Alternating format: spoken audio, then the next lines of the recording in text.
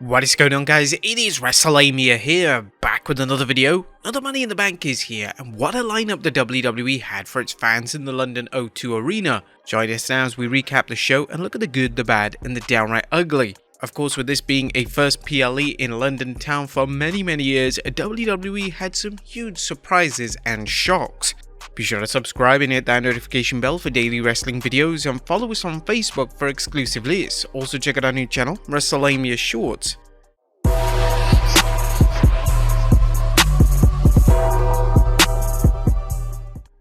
Our first match was the men's Money in the Bank ladder match, as Ricochet, Shinsuke Nakamura, LA Knight, Santos Escobar, Butch, Damian Priest and Logan Paul all fought for the men's briefcase. The WWE superstars targeted Logan Paul before proceeding with the match. It's anyone's game until LA Knight is the last man standing, or is he? Damian Priest then climbs the ladder and hits the broken arrow, stunning Knight long enough to secure the briefcase as Damian Priest becomes Mr. Money in the Bank. Next up is the WWE Women's Tag Team Championship match, as Rowdy Ronda Rousey and Shayna Baszler take on Raquel Rodriguez and Liv Morgan. The champs are toying with Liv Morgan, targeting her recently rehabilitated shoulder. However, everything changed when Shayna Baszler inexplicably blindsides Rousey, abandoning her in the ring and allowing Morgan to land the Oblivion for the quick 3 count, as Raquel Rodriguez and Liv Morgan are your new Women's Tag Team Champions. Next up is the Intercontinental Championship match, as champion Gunther takes on Matt Riddle. Riddle enters the match with a taped up ankle, and the match is all about his bum foot as Gunther targets it while Riddle struggles to utilize his speed and agility despite being hurt. Gunther ultimately triumphs, trapping Riddle in the ankle lock and forcing him to tap. Gunther wins by submission. After the match, Drew McIntyre makes a surprise return, stepping into the ring and confronting the ring general as Gunther goes to pie-face the Scottish Warrior, only to get a Glasgow kiss followed by a Claymore kick. Next up is the Women's Money in the Bank ladder match, as Zelina Vega, Becky Lynch, Zoe Stark, Bayley, Io Sky and Trish Stratus all fight for the women's briefcase. Zoe Stark and Trish Stratus go after Becky Lynch, attempting to handcuff her to the ring rope. Although Stark locks in one cuff, Becky escapes being restrained. The match's competitors take each other out until it's Becky and Bayley remaining. The two climb the ladder, only for Io Sky to reappear, cuffing Bayley to Becky and trapping both women on the ladder. Io Sky climbs over Bayley to grab the briefcase, as Io Sky is this year's Ms. Money in the Bank. Next up is Cody vs Dominik Mysterio with Rhea Ripley. Dirty Dom pulls out his usual bag of tricks, including some assists from Rhea Ripley. However, Dom can't cope with Cody's intensity, as Cody takes off his cast, revealing his arm is nearly healed or close to it. Airplane spin and Alabama slam by Rhodes stuns Dominik, as Cody ends the match with a crossroads to get the Duke. The surprises at the O2 Arena continue as John Cena shows up, telling the fans he's there because he respects them and he feels that he doesn't get enough respect. He's also there because he actually wants to help bring Wrestlemania to London.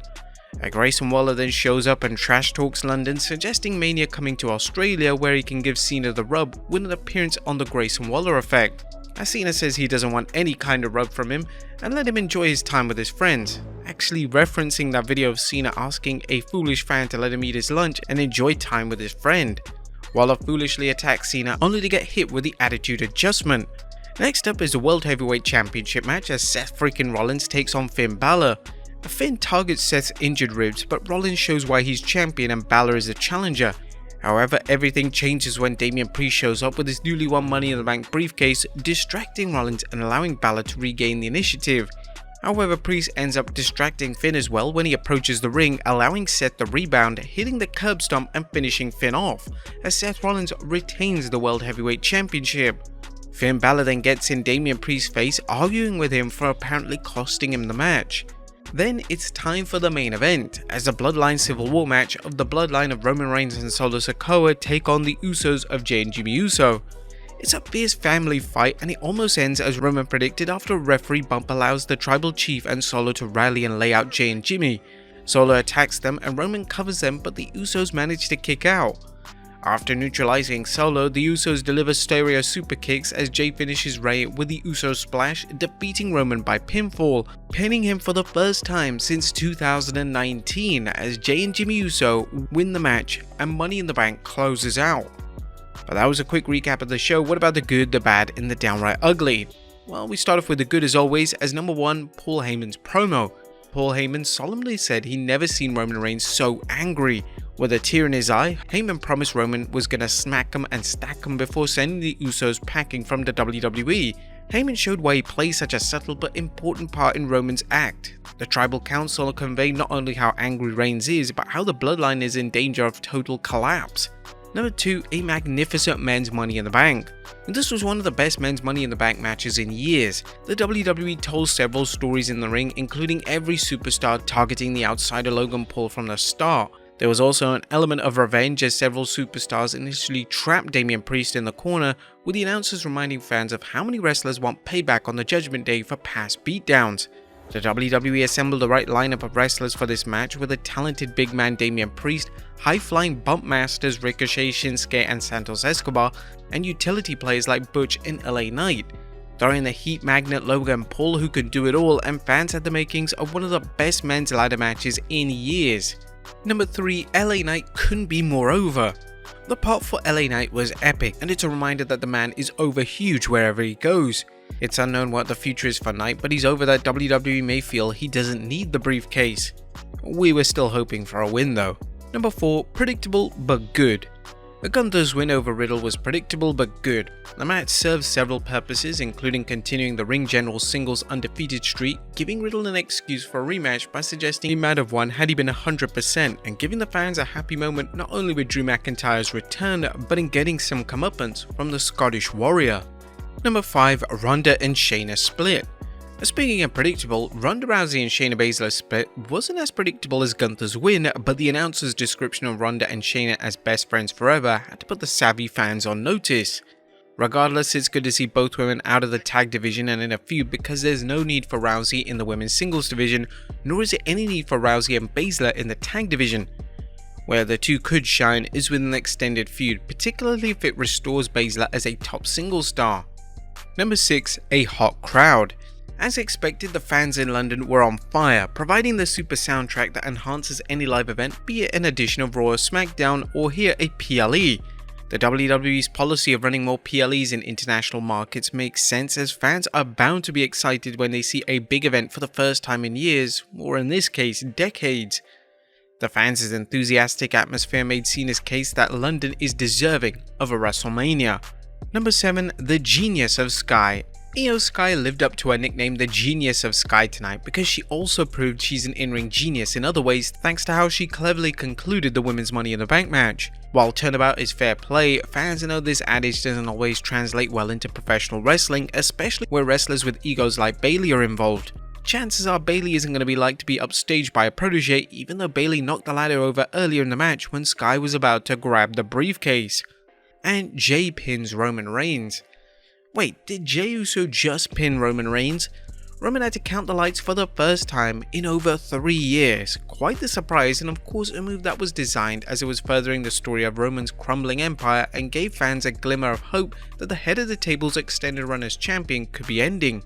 Roman has been too dominant for far too long, and while it's unlikely he'll drop the title in the near future, this should set the stage for an undisputed championship defense at SummerSlam that has a bit of unpredictability.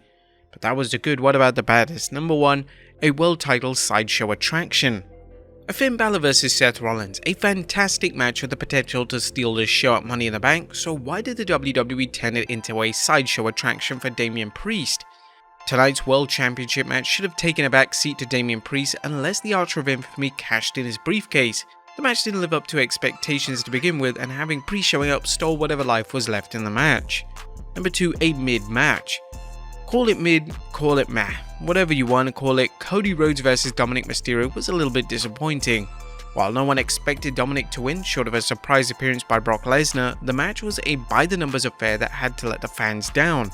Dominik has his cowardly heel act down to a science, but fans saw nothing new tonight, which had to shock fans who expected the WWE to take advantage of Cody's ring generalship by making the match even better. But that wasn't the case, and the match was a letdown other than Cody kicking it old school with an airplane spin and Alabama slam on Dominik. It's hard to tell who's to blame here, but it has to be seen as a bad sign for Dominik, who is still white hot and drawing heat, but who may not be as good in the ring as it takes for a sustained role on his own. And a worthless win, weakening the women's tag titles part 310. Tonight's women's tag title bout was another example of bad booking for the women's tag team championship. Raquel and Liv's win was worthless as they didn't earn it, instead lucking out thanks to Shayna Baszler's shocking turn on her supposed friend Ronda Rousey. Baszler and Rousey dominated Liv Morgan for much of the match, and even towards the end, Raquel Rodriguez fared a little better, but how can anyone take Rodriguez and Morgan as credible champions after a fluke win? Fans of the women's division have to feel cheated after Rousey talked about how she and Baszler were determined to elevate the women's tag division, but what they got instead was two MMA fighters dominating their opponents and showing that no one could beat them other than their team imploding. But what do you guys think of Money in the Bank tonight? Let us know in the comments down below, and I'll see you next time with some more wrestling content.